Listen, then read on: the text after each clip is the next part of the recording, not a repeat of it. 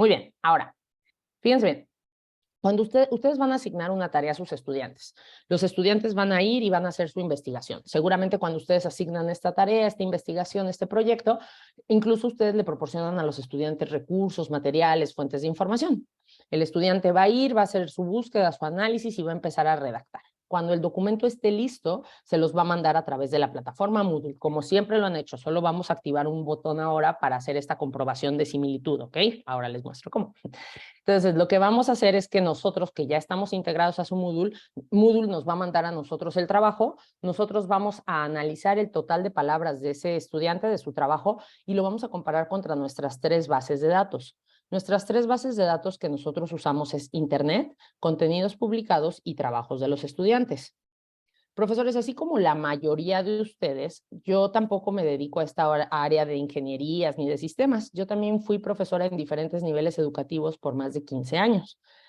Con esto lo que les quiero decir es que a mí como me explicaron que funcionaba nuestro software es de la siguiente manera. ¿Recuerdan este videojuego de los 80s, Pac-Man? Pues eso es lo que hace nuestro software. Diariamente va recorriendo el Internet y toda la información que va encontrando la va almacenando en esa primer base de datos. Ya desde hace más de 25 años que lo viene haciendo. La segunda base de datos es una alianza estratégica que tenemos con Crossref y la tercera es la de los trabajos de los estudiantes de todas las instituciones que utilizan las soluciones de Turnitin alrededor del mundo. Esta tercera base de datos, profesores, es muy importante porque se las voy a explicar más adelante que estemos configurando un ejercicio, para que por favor la tengan ahí en mente. Ahora ustedes dirán, oye Tanit, ¿y para qué a mí como profesor me interesa saber cómo funciona su software? Esto es importante porque justamente cuando ustedes reciban el reporte de similitud que nosotros les vamos a entregar, ustedes van a tener la certeza de que contiene información confiable y que, bueno, obviamente es información también precisa. Por eso es que nosotros les hacemos de su conocimiento cómo funciona nuestra herramienta de manera muy general, ¿no? Y es decir, claro, no muy específica para que lo entendamos, ¿no? Bueno, entonces, el software analiza el total de palabras, lo compara contra esas 3 bases de datos que les platiqué y lo que les va a entregar a ustedes es un reporte de similitud. Profesores, esos reportes de similitud van a venir justamente expresados con un número, con un porcentaje, ¿de acuerdo? Aquí en pantalla yo puse 37 por poner un número, un ejemplo. Ese número más bien va a depender, ¿vale? Puede ser 5, 99, etcétera. Aquí también en conversaciones previas que tuvimos justamente con el instituto, hablábamos sobre esto. Fíjense bien, aunque nosotros, profesores, somos conocidos como la herramienta antiplagio, y lo sabemos, nosotros no les vamos a indicar a ustedes si sus estudiantes están cometiendo plagio o no. ¿Por qué? Y aquí dirán, esto no, ¿cómo lo entendemos? Bueno, si nosotros buscamos, profesores, la definición del plagio, la RAE lo define como esta acción de copiar y pegar palabras y darlas como propias sin dar el crédito necesario a los autores correspondientes. ¿Ustedes realmente consideran que sus estudiantes pueden tomar esta acción deliberadamente, es decir, de copiar y pegar palabras? No. Es decir, sus estudiantes, y aquí muchas veces también me dicen, ok, Tanit, pero a ver, si vamos a empezar a trabajar con los estudiantes en cómo hacer sus citaciones, usar sus referencias, etcétera, pues tal vez al inicio haya por allí algunas dudas. Exacto, pero por eso estamos hablando desde un inicio que es una herramienta formativa, donde nosotros vamos a trabajar con nuestros estudiantes y les vamos a enseñar. ¿De acuerdo? Ok, bueno, entonces, la cantidad de plagio que siempre debemos esperar por parte de nuestros estudiantes debe de ser 0%. ¿Vale? No podemos esperar que cometan un poco de plagio. Ahora, ¿el trabajo de mi estudiante puede tener similitud o coincidencia? Claro, ahí ya estamos hablando de otra cuestión, ¿cierto? ¿Por qué? Porque si hablamos de la cantidad de similitud que puede tener el trabajo de mi estudiante, entonces justamente, es decir, si yo le estoy asignando una tarea al estudiante donde tiene que ir a hacer una investigación, va a traer esa investigación y va a traer ciertas referencias, citas, etcétera, ¿cierto? De diversos autores. Entonces, ¿puede haber similitud? Sí. La diferencia es si lo está citando, si lo está referenciando, ¿correcto? Ahora, ¿cuál es ese porcentaje de similitud adecuado que debemos esperar en el trabajo de nuestros estudiantes? Profesores, eso va a depender. ¿Y de qué va a depender? Va a depender de diversos factores. Para un poco contextualizar, ejemplificar, me voy a permitir narrarles un poquito una actividad que podríamos estar nosotros designando. Una actividad con algunas materias generales, ¿no? Que es decir, que por lo menos todos cursamos durante la educación básica para no atender ninguna circunstancia específica de nuestros asistentes el día de hoy. Pero vamos a pensar que hay un profesor de historia. El profesor de historia lo que va a trabajar con sus estudiantes como proyecto final de una unidad de estudio es que sus estudiantes hagan un análisis sobre las formas de gobierno actual en Ecuador. Para que sus estudiantes lleguen a ese proceso, pues tienen que asignar actividades previas. Y la primera actividad que asigna es que sus estudiantes hagan una investigación de la historia de la democracia desde la Grecia antigua. Ojo, el estudiante no por arte de magia y por una cuestión de ciencia ficción se va a sentar, va a viajar en el tiempo y va a ver cómo se estaba estableciendo la democracia, ¿cierto? No, va a tener que ir a hacer una investigación de libros, va a traer autores, ciertos pensadores, filósofos, etcétera. Ese profesor de historia seguramente en esta primera actividad deberá de tener conciencia de que los porcentajes de similitud de sus estudiantes van a ser un poco altos, ¿vale? Ahora, por otro lado, en esta misma escuela que hemos creado ficticia, nuestros estudiantes, tenemos una profesora de literatura. La profesora de literatura lo que va a trabajar con sus estudiantes es que hagan una redacción de un cuento corto en un género en específico. Y como primera actividad les asigna que traigan una redacción de las 10 actividades que hicieron durante el último periodo de descanso, de vacaciones, ¿vale? Esta profesora seguramente también le va a dar a sus estudiantes ciertos autores para que vayan leyendo sobre ese género literario, se vayan motivando, etcétera. Sin embargo, lo que está esperando esta profesora en esta primera actividad es que traigan ideas originales de su propia creatividad. Por lo tanto, los porcentajes de similitud que estará esperando deberán de ser más bajos. Y profesores, con esto lo que les quiero decir es que justamente nosotros desde Turnitin jamás les vamos a sugerir cuál es el porcentaje de similitud adecuado que ustedes deben esperar. Ustedes como expertos del área y de los temas que imparten, cuando establecen los objetivos de clase y las actividades, las asignaciones, entonces también deben de tener claridad de cuáles son esas expectativas, ¿cierto? Y sobre todo, y lo que es más importante, es que mantengamos esa comunicación abierta con nuestros estudiantes para que ellos también entiendan qué significan esos porcentajes de similitud y qué es lo que estamos esperando. Ahora, ok, entonces el porcentaje de plagio siempre va a ser 0, la similitud o coincidencia va a depender, pero ¿cómo entendemos esto, Tanit? ¿Cómo entendemos el reporte de similitud y los porcentajes? Ok, entonces si les parece bien, voy a por acá abrir mi plataforma para mostrarles el trabajo de un estudiante que me envió y que podamos justamente hacer la revisión en conjunto y vayamos entendiendo estos porcentajes de similitud. Y bien, entonces vamos a abrir por aquí el trabajo de un estudiante que tengo.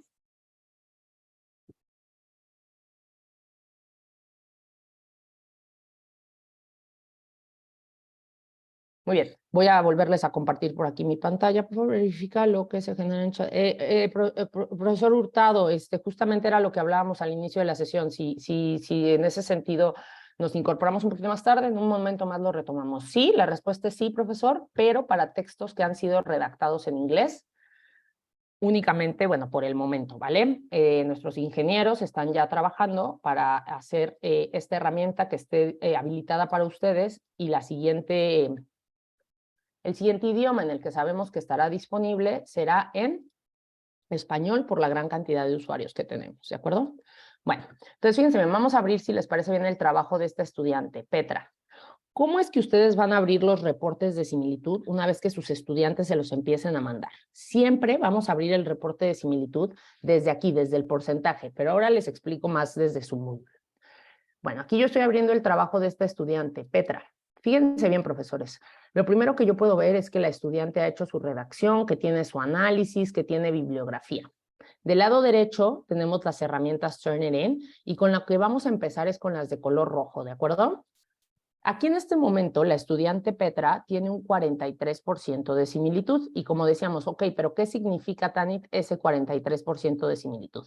Todo lo que dentro del documento de mi estudiante está subrayado y que con colores aquí, todo eso es lo que, es lo que ha encontrado el software, la herramienta como similitud. Del lado derecho tienen ustedes todas las fuentes originales que sus estudiantes utilizaron para hacer esta redacción, ¿vale? Entonces, ¿qué es lo que pasa? vámonos un poquito para acá, para abajo, y fíjense bien, de las referencias bibliográficas. Si se dan cuenta, todas las referencias bibliográficas están marcadas como similitud. Y es que, claro, yo estoy segura que ni mi estudiante Petra, ni los estudiantes, es decir, no es la primera vez que alguien utiliza esta referencia para una publicación, para una tesis, etcétera, ¿cierto? Y está mal que mi estudiante haya puesto bibliografía en su texto, no, incluso nosotros se lo solicitamos, ¿no? Ahora, nosotros desde Turnitin no trabajamos con un estilo editorial en particular, ¿de acuerdo? ¿Esto qué quiere decir? Que ustedes como docentes son los responsables de verificar que el estudiante está utilizando el estilo editorial correcto, ya sea APA, IEEE, Chicago. Una vez que hemos confirmado que el estilo editorial es correcto, me voy a venir a este botón que está aquí abajo, este embudo, que son las opciones adicionales, y fíjense bien, desde aquí yo ya revisé que la bibliografía está correcta, le voy a decir excluir bibliografía, es decir, no es necesario que me la marque dentro del reporte de similitud. Aplico los cambios y de un 43%, ahora la estudiante está en un 36% de similitud, ¿vale? ¿Qué más puedo hacer con estos filtros y exclusiones? Ahora, fíjense bien, lo mismo, nuestro software, como les decía, no va a trabajar con un estilo editorial en particular. Más bien, lo que va a reconocer como citas es todo aquel texto que esté en un bloque de texto, que esté indexado. Ustedes ya revisarán que cumple con los parámetros, que si tiene más de 40 palabras, etcétera, ¿de acuerdo? Y también va a reconocer como citas todo aquel texto que está entre doble comillas, como este de aquí, ¿vale? Una vez que yo ya revisé que las citas están correctas, en el estilo correcto, vengo otra vez a filtros y exclusiones y le doy clic donde dice excluir citas. Aplico los cambios y de un 36%, mi estudiante está ahora en un 9% de similitud. Un 9% de similitud, pues ya es más adecuado, ¿cierto? Muy bien. Profesores, yo les he estado diciendo que nuestro software va a detectar todo lo que sea similitud o coincidencia. Hasta ahora, lo que hemos excluido es similitud entre el texto de la estudiante Petra y las 3 bases de datos que les platiqué. Pero ¿cómo entendemos o cómo vemos lo que es una coincidencia? Fíjense bien, estas fuentes originales que están del lado derecho justamente corresponden a los números y los colores de lo que está subrayado dentro del texto. Vamos a ver, si quisiéramos abrir este número 5 que está en color verde, yo únicamente tengo que venir aquí al número 5 que está en color verde y darle clic. Esto lo que va a hacer es que me va a abrir un abstract, un resumen de la fuente original. Ustedes van a decir, oye, Tania, pero yo no quiero ver un resumen, yo la quiero ver completa para ver quién la publica, quién la autoriza, etcétera. Ok, esto de aquí arriba es un hipervínculo. Si nosotros le damos clic aquí, lo que va a hacer es que nos va a abrir la fuente original completa, ¿vale? Ahora, vamos a ver cuál es la coincidencia. Fíjense bien, vamos a leer lo que dice este texto del resumen, lo vamos a leer, ¿de acuerdo? El texto original de la publicación de Dunovatic se lee así. Existen herramientas y aplicaciones que permiten realizar esta retroalimentación de manera asidua y amena. Ahora les voy a leer lo que escribió mi estudiante Petra. La estudiante dice, herramientas y aplicaciones digitales que permiten realizar juegos o actividades de manera virtual. ¿Están hablando de lo mismo? Pues sí, en realidad están hablando de un tema en común que es la educación, ¿cierto? Sin embargo, ¿ustedes consideran que la estudiante realmente intentó copiar y pegar palabras? Yo la verdad no lo consideraría y ese es el análisis, ¿no? Lo que nosotros como docentes vamos a revisar, porque si regresamos a la publicación original, esto es una conferencia de más de 1500 páginas. Y aquí la coincidencia solo es en algunas palabras. Y aunque están hablando de educación, Edunovatic lo está haciendo sobre la retroalimentación y mi estudiante lo está haciendo sobre los juegos o actividades en el aula. Entonces, venimos nuevamente aquí a nuestros filtros y exclusiones y le decimos desde aquí podemos excluir por cantidad de palabras. Para excluir por cantidad de palabras deben de ser desde mínimo 8 y máximo las que ustedes consideren necesarias. Aquí para fines del ejemplo vamos a decirle, si encuentra similitud con más de 10 palabras, exclúyelos. Aplico los cambios y entonces sí, de un 9%, mi estudiante ahora tiene un 5%, ¿ok? Fíjense bien, profesores.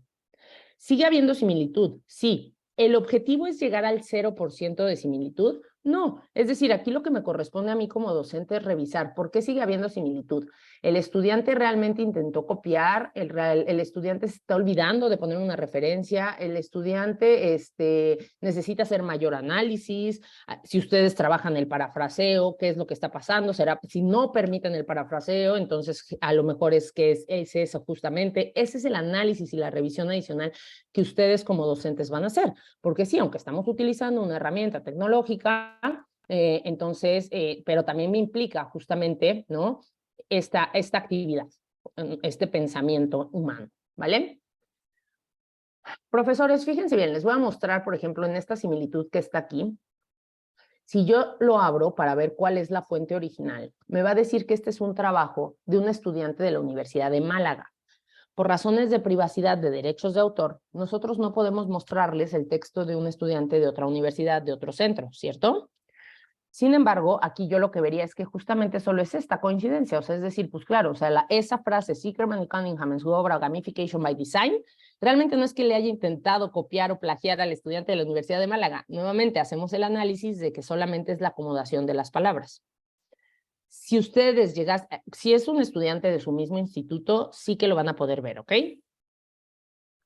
Pero si ustedes llegasen a encontrar una coincidencia, así que no fuesen solo unas palabras, sino vamos a pensar del 90% de similitud entre un trabajo de sus estudiantes y un estudiante de la Universidad Central, por decir un nombre, ustedes se van a acercar con el administrador de su cuenta. El administrador de su cuenta, en este caso es Marco Ledesma, para que justamente él se ponga en contacto con el administrador de la Universidad Central y le diga, oye, tenemos un trabajo con 90% de similitud, podemos compartir la información para saber qué es lo que está pasando, ¿de acuerdo? Esta cuestión de que Marco Ledesma es su administrador de la cuenta, lo hago mención porque justamente una de sus funciones principales es mantener esa comunicación entre ustedes como docentes y nosotros como Turnitin. Él es quien justamente les va a generar, con quien tuvimos estas conversaciones previas para generar estos accesos desde Moodle, etcétera. Ya confirmamos que está activo y ahora les voy a mostrar cómo funciona, pero para que sepan con quién referirse en caso de que pues internamente llegasen a tener cualquier duda, aunque al final de la sesión les voy a compartir también mi correo electrónico y con mucho gusto ustedes directamente nos pueden escribir a nosotros, ¿vale? Bueno, entonces, dicho todo eso, mi estudiante ya tiene 5% de similitud. Esto quiere decir que yo ya puedo pasar a darle una retroalimentación o una evaluación, ¿cierto? Sí, pero ojo, fíjense bien, en este trabajo que les estoy mostrando nos aparecen unas banderitas rojas, estas marcas de alerta que están aquí arriba. Estas marcas de alerta son un indicativo de cuando el estudiante intenta cometer una mala práctica. En este momento les voy a enseñar qué significan, qué son esas marcas de alerta. No es que yo les vaya a enseñar cómo engañar al software de Turnitin. Incluso les voy a dejar por ahí un reto para que más adelante, cuando tengan un tiempo, ustedes directamente abran en su buscador y escriban cómo engañar al software de Turnitin. Y se van a dar cuenta que hay muchísimas personas que intentan darles sugerencias a sus estudiantes de cómo engañar al software. Y ustedes se van a dar cuenta, en una revisión así rápida van a encontrar 5 o 6 ideas, ¿de acuerdo? Y con esto lo que les quiero decir de estas 5 o 6 ideas que ustedes van a encontrar es que imagínense si un estudiante realmente tiene la intención de saber cómo engañar al software y se toma el tiempo de hacer una búsqueda un poco más extensiva. ¿Eso qué generaría? Pues que va a encontrar muchísimas ideas. Aquí lo importante y lo que ustedes van a trabajar con sus estudiantes, más bien profesores, es, aunque hay mucha información en el internet de cómo engañar al software, no vale la pena que tú trates de engañar al software de Turnitin porque existen estas marcas de alerta, existen estas banderitas, ¿vale? Bueno, vamos entonces a revisar cómo podemos entender esas marcas de alerta. Vamos a leer ahora este párrafo que está aquí, que estoy marcando y que dice: es por lo anterior que ante las necesidades educativas actuales, generar clases con apoyo a la gamificación, etcétera. Les voy a pedir que pongamos atención visualmente al texto. ¿Ustedes notan algo extraño? No me estoy hablando ni de la redacción, ni de la sintaxis, no, visualmente. ¿Notan algo extraño? Yo no, lo veo como un párrafo normal. Sin embargo, si nos vamos a las marcas de alerta y damos clic, bajamos nuevamente y aparece que sí hay algo extraño, ¿cierto? Entonces, ¿qué es lo que ocurre justamente? Aquí el estudiante, ¿qué es lo que intenta hacer? Más bien, lo que intenta hacer el estudiante es modificar el texto original. está poniendo letras ocultas. Menciono letras ocultas, profesores, porque justamente la hoja de fondo es blanca, entonces está poniendo las letras de color blanco. ¿Y qué es lo que intenta hacer aquí el estudiante? Justamente es que ya no dice es por lo anterior, ¿cierto? ¿Qué dice? Est, port, lot, anterior, etcétera. ¿De acuerdo? ¿Qué más podemos entender con estas marcas de alerta? Ahora, fíjense bien, vamos a leer aquí al lado del control de videojuegos, donde dice, para autores como Piaget o Vygotsky, el juego es entendido como un espacio, etcétera. Nuevamente, visualmente notan algo extraño. Yo lo mismo, veo un párrafo normal, pero si me voy aquí a las marcas de alerta, me dice que no, que sí hay algo extraño aquí, ¿cierto? Vamos a ver qué es lo que pasa aquí. Denme un segundo, por favor, porque al parecer alguien está en mi punto.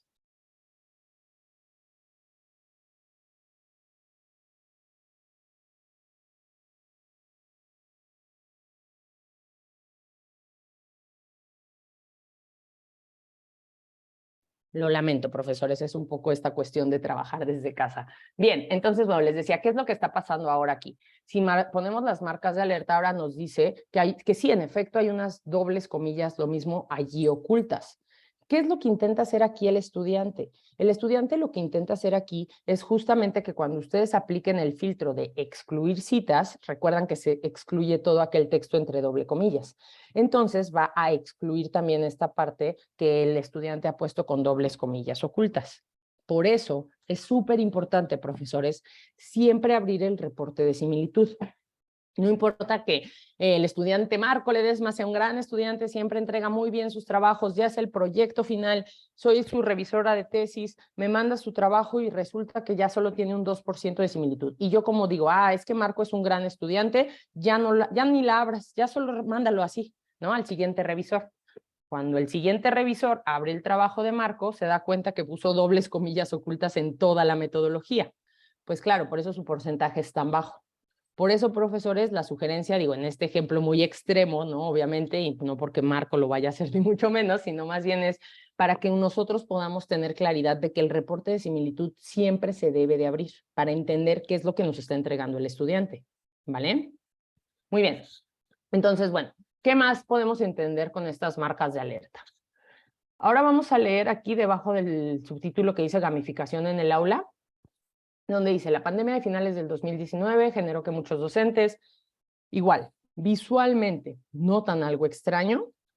Yo no, es decir, yo veo un párrafo normal, pero les voy a pedir que presten atención a la primera letra A de la palabra la y a la última letra A de la palabra clases.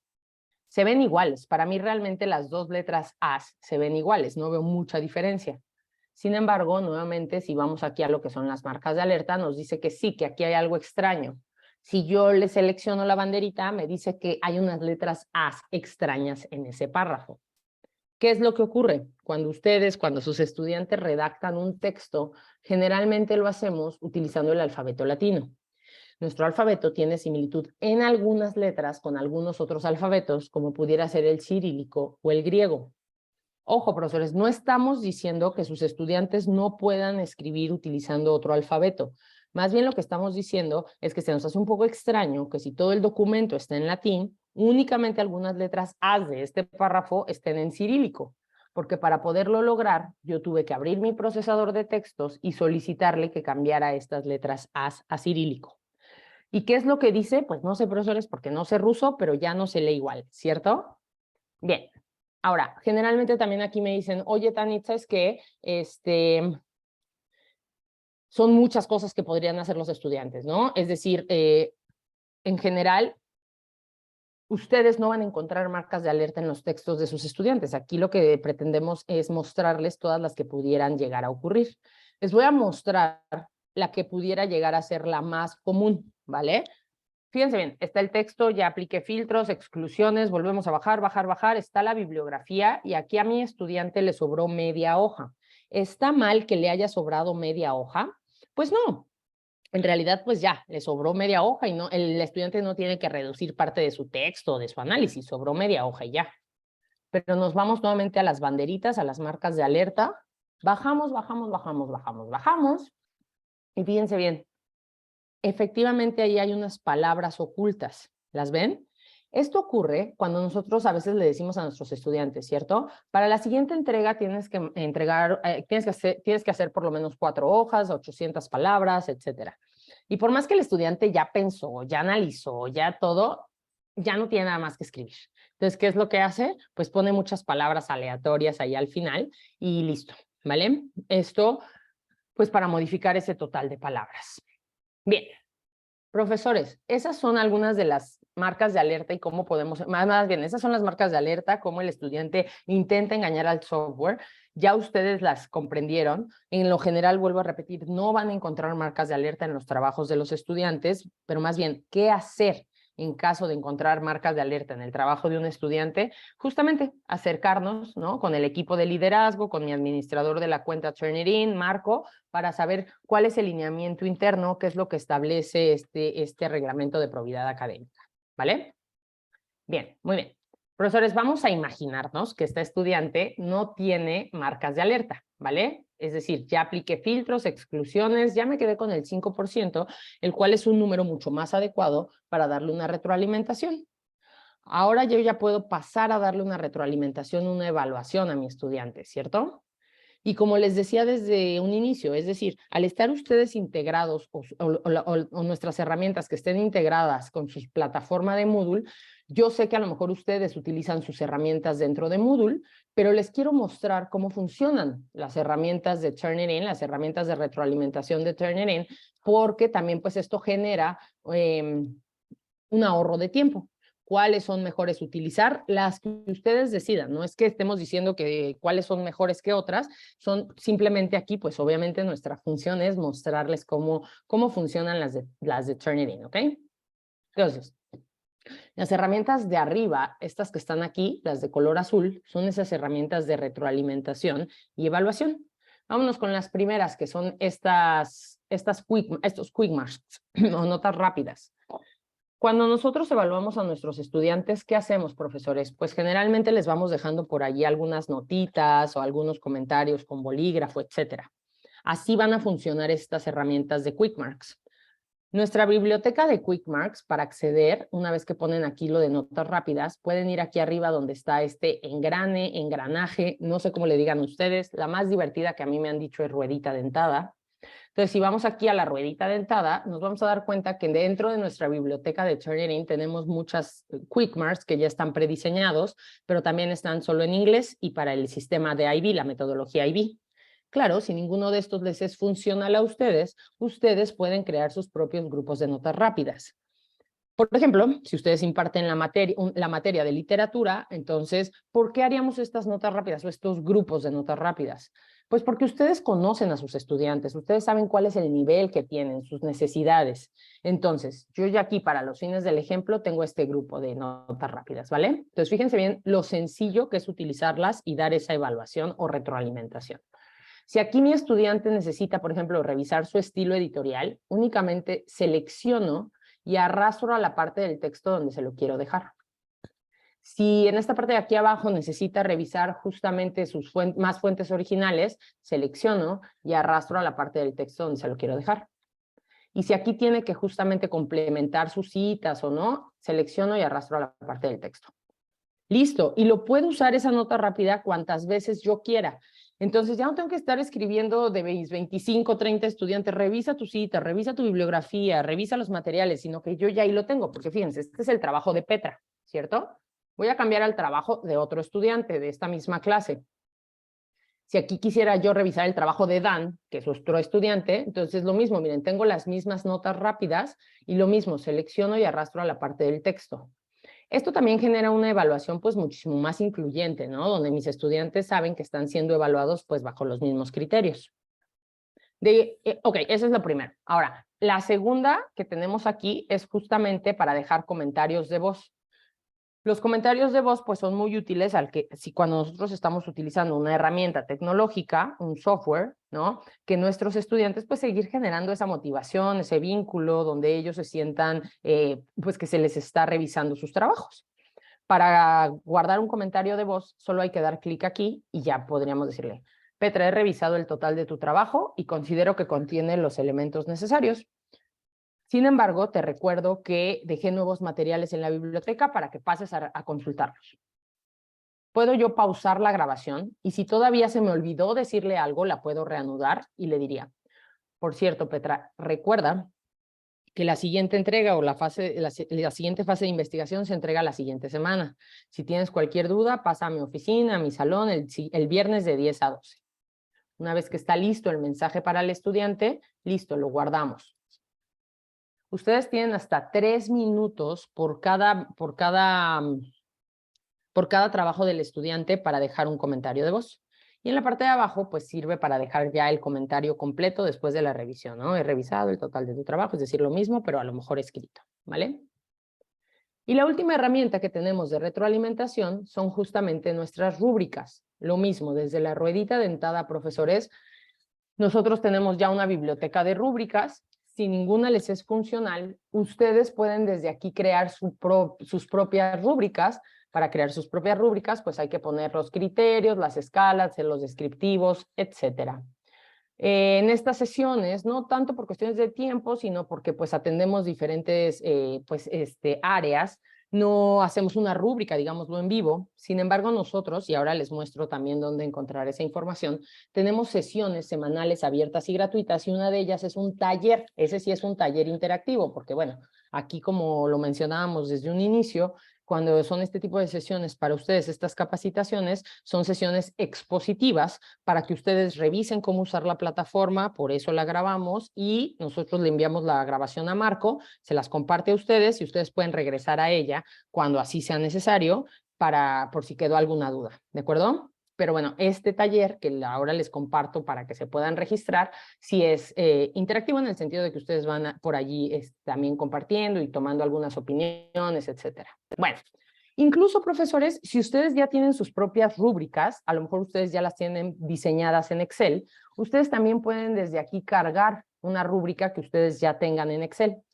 O a lo mejor yo soy profesora del área de sociales, digámoslo, de educación, y tengo una compañera, un compañero que trabaja en la misma materia que yo, pero en el horario matutino, en el horario de la mañana, ¿vale? Entonces, los dos en conjunto generamos esta rúbrica, pero yo me la quedé, o sea, yo me la quedé en mi computadora, se la mando a mi compañero a través del formato que tengamos de comunicación interna, WhatsApp, correo electrónico, y mi compañero carga esa misma rúbrica. De esta manera, entonces, nuestros estudiantes nuevamente saben que estamos haciendo unas evaluaciones incluyentes, ¿vale?